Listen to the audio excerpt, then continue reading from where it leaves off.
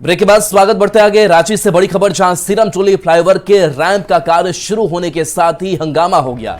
आदिवासी समाज के लोगों ने हंगामा किया, जिसके बाद पुलिस ने सभी को हिरासत में ले लिया। दरअसल रैंप निर्माण को लेकर आदिवासी संगठन लगातार विरोध कर रहा है। सीरम टोली फ्लाईओवर रैंप का निर्माण कार्य जैसे ही देर रात शुरू हुआ, आदिवासी समाज से जुड़े लोग मौके पर पहुंचे और निर्माण कार्य को रोका, जिसके बाद पुलिस और प्रदर्शनकारियों के बीच तीखी नोकझोंक हुई। हंगामा बढ़ता देख पुलिस ने प्रदर्शन कर रहे लोगों को हिरासत में ले लिया। हालांकि कुछ देर बाद सभी को रिहा भी कर दिया गया।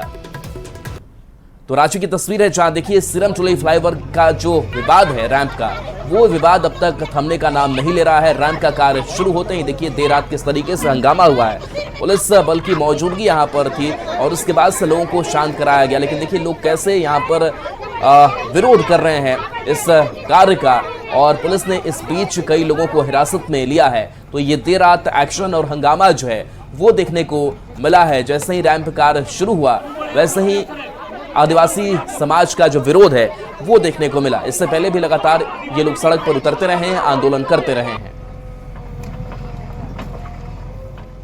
हजारों की संख्या में लोग यहाँ पर उपस्थित होंगे और उसके बाद समाज तय करेगी कि अब हमें क्या करना है, लेकिन रोकेंगे तो जरूर। ये फ्लाईओवर किसी भी हालत में उद्घाटन होने नहीं देंगे। फिर से काम शुरू हो गया है और हम लोग यहाँ पर बैठ गए, तो आस्ते आस्ते करके हम लोग की संख्या कम हो गई, पुलिस की संख्या ज़्यादा हो गई, क्योंकि रात की समय में अचानक काम शुरू कर दिया गया।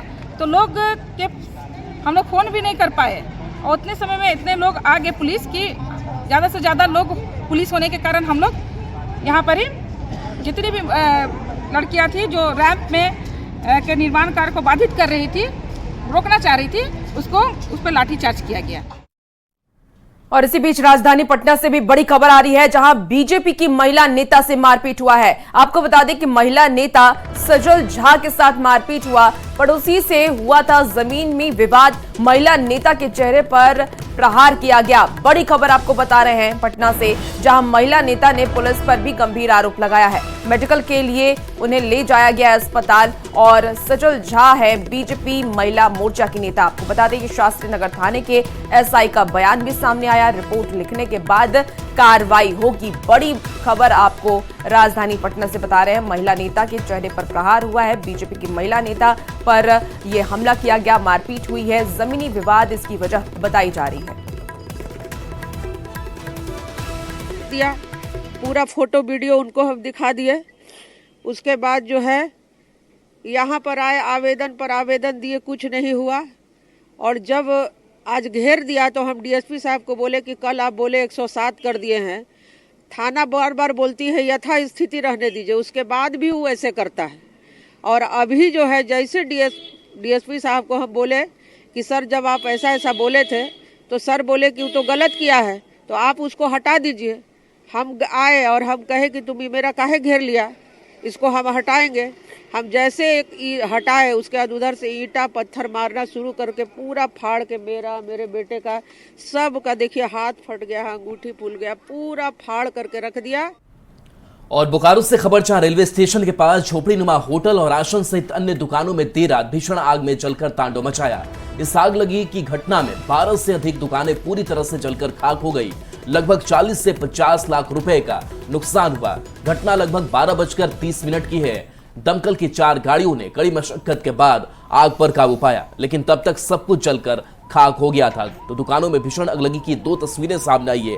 पहली वो तस्वीर जब ये अगलगी की घटना सामने आई, और दूसरी इस अगलगी की घटना के बाद की तबाही की मंजर की तस्वीर है, जब आग पर काबू पा लिया गया। 40 से 50 लाख रुपए का नुकसान हुआ है और दमकल ने कड़ी मशक्कत की, जिसके बाद आग पर काबू पाया जा सका।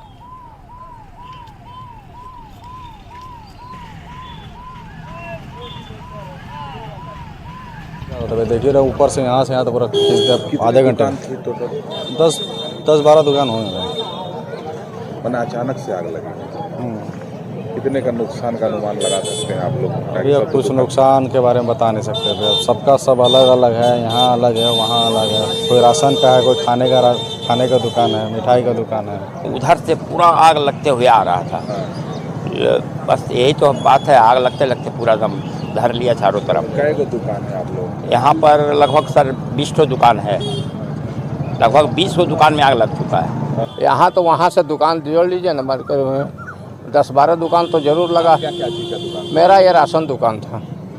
तो अगल बगल भी कुछ है? ये बगल में होटल था सर, है ना। बहुत सारा जानवर है भी है। हाँ, जानवर तो वो लोग जानवर है, और आग वहीं से उठा है, टावर के सामने से। बोकारो रेलवे स्टेशन के पास झोपड़ी नुमा होटल और राशन सहित अन्य दुकानों में देर रात लगी भीषण आग में लाखों रुपए का नुकसान हुआ है। हम खड़े हैं बोकारो रेलवे स्टेशन के पास। आप देख सकते हैं कि किस प्रकार से आग का तांडव रात के लगभग 12:30 बजे शुरू हुआ और देखते ही देखते दर्जनों दुकानें जो है वो आग की आगोश में समा गई। आप तस्वीरों में देख सकते हैं कि यह राशन की दुकान है और किस तरह से धुआं उठ रहा है और पूरे दुकान तरफ चारों तरफ आग की लपटें इतनी तेज थी कि लोग अपने आप को समझ नहीं पा रहे थे कि इस आग पर कैसे काबू पाया जा सके।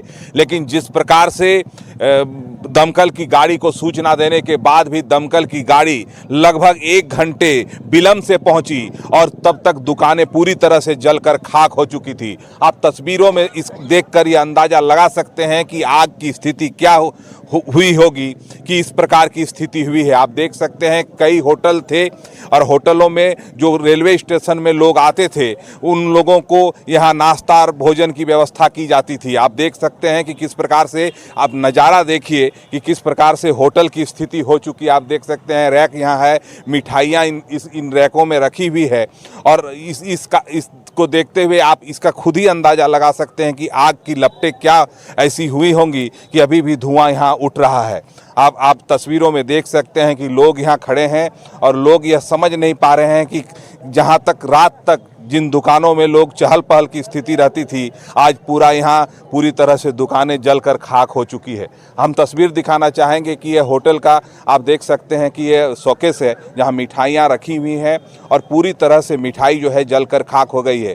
हालांकि लोगों का कहना है कि अगर दमकल की गाड़ी समय पर पहुंचती तो ज़रूर कुछ न कुछ लोगों का नुकसान कम होता, लेकिन दमकल की गाड़ियों को सूचना देने के बाद भी विलंब से पहुंचने के कारण यह आग नहीं रुक पाई और लोगों का लाखों का नुकसान हुआ है। अब देखना यह है कि प्रशासन इन जो पीड़ित हैं उनको किस प्रकार से राहत पहुंचाने का काम करती है। मृत्युंजय कुमार, न्यूज़ 18 बोकारो। और बड़ी खबर खगड़िया से बता रहे हैं, जहां देर रात फर्नीचर के शोरूम में भीषण आग लगी है जिसमें लाखों की संपत्ति जलकर खाक हो गई। घटना नगर थाना क्षेत्र के बहुहाई की बताई जा रही है। आग लगने से इलाके में अफरा तफरी का माहौल है। घटना की सूचना के बाद फायर ब्रिगेड की टीम वहां पर पहुंची, लेकिन खगड़िया में दमकल की एक ही बड़ी गाड़ी है और इसकी वजह से आग बुझाने में काफी मशक्कत करनी पड़ी। बाद में बेगूसराय और मुंगेर से दमकल के पहुंचने पर आग पर काबू पाया जा सका। आपको बता दें कि 2.5 घंटे तक मौके पर अफरा तफरी की स्थिति बनी रही। तस्वीरें टीवी स्क्रीन पर आप देख रहे हैं, कितनी भयावह ये तस्वीर है। खगड़िया में फर्नीचर दुकान में आग लगी और काफी मशक्कत के बाद आग पर काबू पाया जा सका।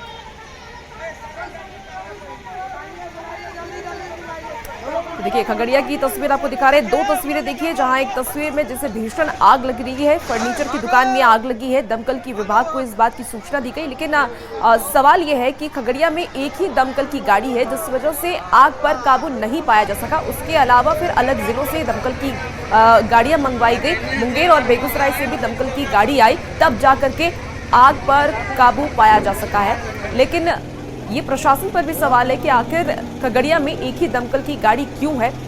और क्योंकि देखिए अगर भीषण हादसा होता, अगर और ज़्यादा आग लगती तो और मुश्किल हो जाती, लेकिन फिलहाल आग पर काबू पा लिया गया है। लाखों की संपत्ति का नुकसान बताया जा रहा है। हालांकि जिस वक्त आग लगी अफरा तफरी का माहौल भी रहा और भीषण जो आग की तस्वीर है वो भी टीवी स्क्रीन पर आप देख पा रहे हैं। दूसरी तस्वीर जहाँ देखिए कितनी अफरा तफरी का माहौल है। कड़ी मशक्कत के बाद आग पर काबू पाया जा सका है। साथ ही साथ ये भी बताया जा रहा है कि लाखों का नुकसान इस आगलगी की वजह से हुआ।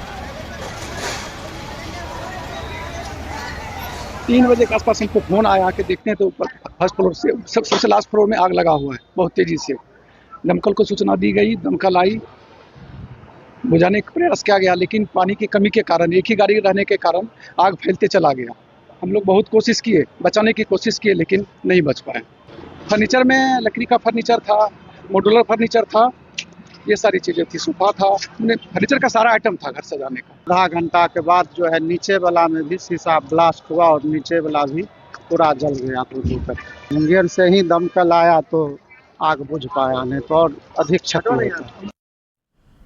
और इस बीच पटना से बड़ी खबर, जहां टीआरई 3 के अभ्यर्थी नाराज हैं। आज से सड़क पर ये अभ्यर्थी उतरेंगे। स्कूल आवंटन में देरी से इनकी नाराजगी है, ज्वाइनिंग में भी देरी से ये नाराज है। छात्र नेता दिलीप के नेतृत्व में प्रदर्शन किया जाएगा। विज्ञापन को 1 साल हो चुके हैं। 66,000 से ज्यादा अभ्यर्थी सफल हैं। सुबह करीब 11 बजे ये प्रदर्शन करेंगे। हजारों की संख्या में अभ्यर्थी के पहुंचने का दावा किया जा रहा है। रजनीश हमारे साथ न्यूज 18 संवाददाता जुड़े हुए हैं। रजनीश, ज्वाइनिंग में देरी और देरी की वजह से नाराजगी, क्या तैयारी है अभ्यर्थियों की आज को लेकर? देखिए, 66,000 से अधिक अभ्यर्थी सफल हुए थे टीआरई 3 की परीक्षाएं। बीपीएससी ने परीक्षा ली थी और जिसके बाद ज्वाइनिंग लेटर भी सभी को दे दिया गया।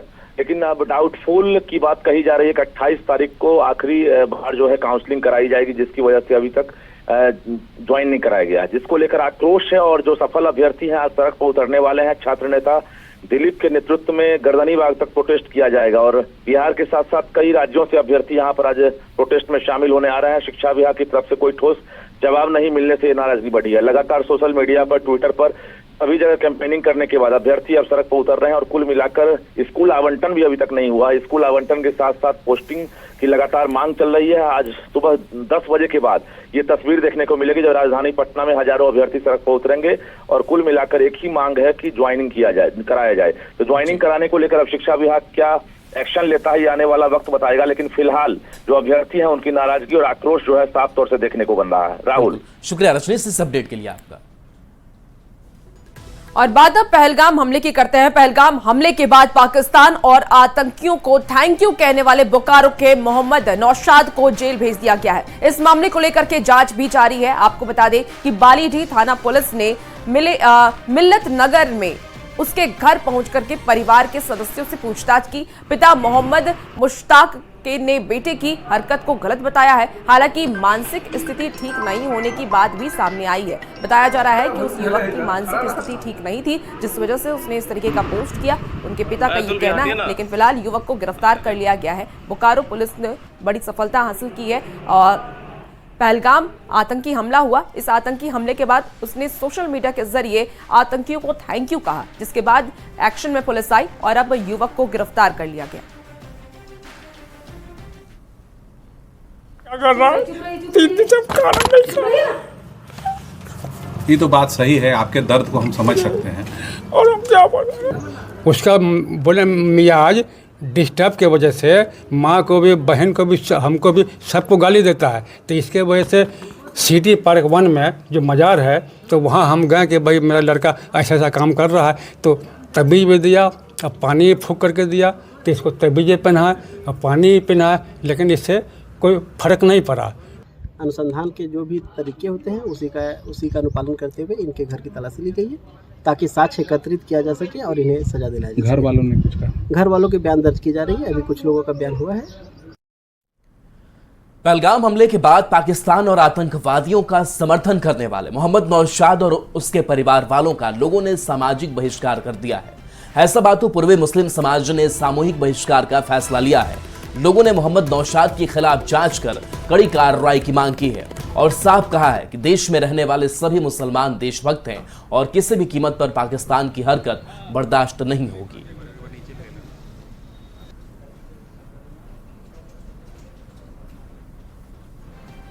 पहलगाम घटना को लेकर के हमारे पंचायत हैसाबादो पूर्वी से एक नौशाद नाम का व्यक्ति, जिसने ट्विटर पर अनाप शनाप गलत बयानबाजी करके समाज और देश को बांटने का काम किया, हम पूरे मुस्लिम समाज उसकी कड़ी निंदा करते हैं। और हैसाबादो पूर्वी पंचायत से पूरी मुस्लिम समाज उसको और उसका परिवार का बहिष्कार करते हैं। यहाँ तक कि शादी ब्याह अच्छा बुरा, मौत अच्छा बुरा में हम कभी उसका साथ नहीं हैं। झारखंड के मंत्री अपने साथ ही अपनी सरकार की भी किरकिरी करा रहे हैं। राज्य के उच्च शिक्षा मंत्री सुदिव्य कुमार सोनू की बात कर ले तो उन्हें यह भी पता नहीं है कि पहलगाम किस राज्य में है। जबकि उनके पास उच्च शिक्षा विभाग है, पर्यटन विभाग है और कला संस्कृति विभाग का जिम्मा भी है। पहलगाम में हमले के बाद मंत्री सुदिव्य कुमार सोनू ने ये कहा कि पहलगाम की घटना के लिए हिमाचल प्रदेश की सरकार जिम्मेदार है। उन्होंने इस घटना को लेकर के हिमाचल प्रदेश के मुख्यमंत्री सुक्खू से इस्तीफा भी मांग लिया। सुदिव्य सोनू के इस बयान के बाद उनकी जमकर किरकिरी हो रही है। पहलगाम की घटना के लिए हिमाचल प्रदेश के मुख्यमंत्री सुखविंदर सिंह सुक्खू को इस्तीफा देना चाहिए, इसलिए कि पहलगाम में अपने नागरिकों की सुरक्षा करने में वो विफल रहे। यह दुर्भाग्यपूर्ण घटना है। मेरा यह मानना है कि हिमाचल का मुख्यमंत्री को इस्तीफा देना चाहिए। केंद्रीय कपड़ा मंत्री गिरिराज सिंह ने पहलगाम आतंकी हमला को लेकर विपक्ष पर निशाना साधा है। पटना में उन्होंने कहा कि एक तरफ से ये लोग जांच की मांग करते हैं तो वहीं दूसरी तरफ कैंडल मार्च भी करते हैं। तो दुख है कांग्रेस आरजेडी जैसे पार्टियों से जो बिहार में कैंडल मार्च भी रखते हैं और इसके जांच की कमेटी की मांग करते हैं। जो व्यक्ति चाहे फारूक अब्दुल्ला हो या लालू यादव हो, खाएगा भारत का, गाएगा पाकिस्तान का, भारत की जनता उसे कभी क्षमा नहीं करेगी। पुलवामा अटैक का रिपोर्ट मांग रहे हैं तेजस्वी यादव। वही तो मैं कह रहा हूं कि आरजेडी भारत का हो करके और पुलवामा की रिपोर्ट मांगते हैं, उसकी कमेटी का शर्म करो। आरजेडी के लोग डूब करके मर जाओ, ऐसे लोगों के कारण ही भारत की ये दुर्दशा हो रही। केंद्र की मोदी सरकार ने पूर्वी चंपारण को 50 करोड़ रुपए का योजना की सौगात दी है। आपको बता दें कि बनकट भितहा रेलवे गुमटी पर रेलवे ओवरब्रिज का निर्माण कराया जा रहा है और इस आरओबी के बन जाने से कल्याणपुर, कोटवा, केसरिया, तुलकोलिया और हरसिद्धि के साथ साथ कई प्रखंड के लोगों को सीधा फायदा होगा।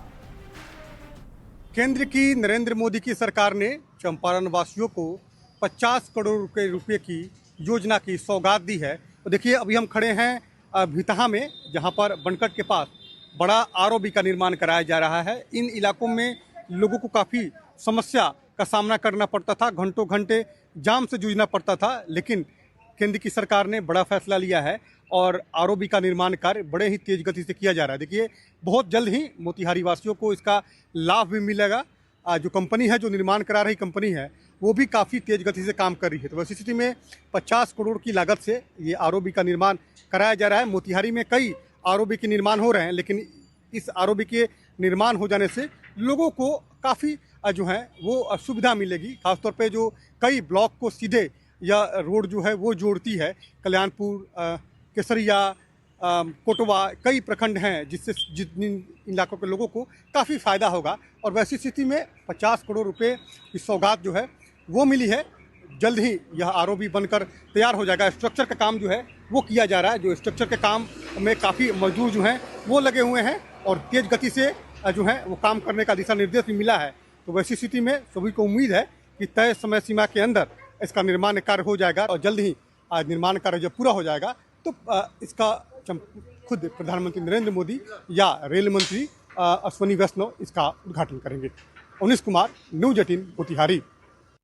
बिहार में लू का अलर्ट जारी किया गया है। 6 जिले के 22 शहर में अलर्ट जारी किया गया है। आपको बता दें कि तापमान बढ़ने के साथ ही गर्म हवा चलेगी। आपको बता देते हैं कि किन किन जिलों में ये अलर्ट जारी किया गया है। पूर्वी चंपारण, सुपौल, दरभंगा में अलर्ट जारी किया गया है। इसके साथ ही गोपालगंज, मुजफ्फरपुर, भागलपुर में भी अलर्ट है। कल सबसे ज्यादा गर्म जिला रहा है, 42.6 डिग्री का तापमान रहा है और 26 से 30 अप्रैल के बीच बारिश का भी अलर्ट मौसम विभाग की तरफ से जारी किया गया है। मौसम विभाग ने भी कहा है कि आंधी, तूफान और ठनका भी आ सकती है। इसकी चेतावनी भी मौसम विभाग की तरफ से दी गई है। तो 6 जिलों के 22 शहर में मौसम विभाग का यह अलर्ट जारी किया गया है। बिहार में लू को लेकर के अलर्ट जारी किया गया है और इसके साथ ही 26 से 30 अप्रैल के बीच बारिश का भी अलर्ट मौसम विभाग ने जारी किया है।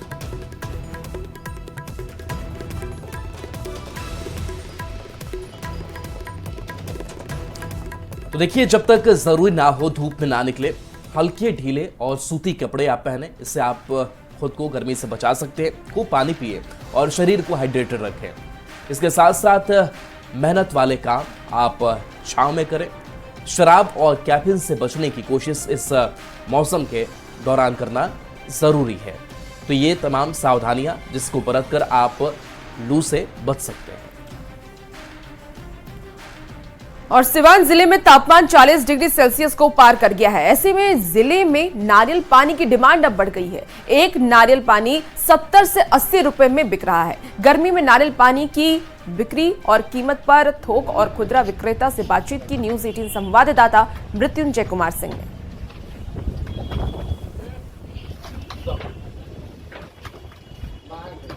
सिवान में भीषण गर्मी पड़ रही है। इस भीषण गर्मी में नारियल पानी की डिमांड बढ़ गई है। इस वक्त हम दहा नदी के पास पहुंचे हैं। आप देख सकते हैं यहाँ नारियल धड़ल्ले से बिक रहा है। ट्रक से यहाँ उतारा गया है और यहाँ से जो खुदरा व्यवसायी है वो बोरे में थैला में रख कर ले जा रहे हैं। यहाँ पे गर्मी बढ़ने से नारियल का डिमांड बहुत बढ़ गया है। स्वास्थ्य के लिए अच्छा होता है, पेट अच्छा रखता है और डॉक्टर भी सजेस्ट करते हैं कि रोज कम से कम एक नारियल पीना चाहिए। तो लोग रोज आते हैं लेने के लिए यहाँ पे। हम लोग ये साउथ इंडिया से मंगाते हैं, ज़्यादातर बेंगलोर से आता है या फिर आंध्र प्रदेश से भी आता है। अभी तो बिका रहा है 70 रुपया, अभी 62-67 रुपये का खरीदारी है हमारा और डिमांड ज़्यादा बढ़ गया है इसका। और काफ़ी डेली माल लेकर जाते हैं, डेली बिकाता है, डेली आते हैं। क्यों डिमांड बढ़ गया है? गर्मी की वजह से। जो सिवान में भीषण गर्मी है, भीषण गर्मी के कारण जो नारियल पानी है उसकी सिवान में डिमांड बढ़ गई है। थोक विक्रेता हो या खुदरा विक्रेता, लोग वहाँ जा रहे हैं और नारियल पानी का उपयोग कर रहे हैं। मृत्युंजय सिंह, न्यूज़ 18 सिवान। और फिलहाल इस बुलेटिन में इतना ही। आप बने रहिए न्यूज़ 18 बिहार झारखंड के साथ।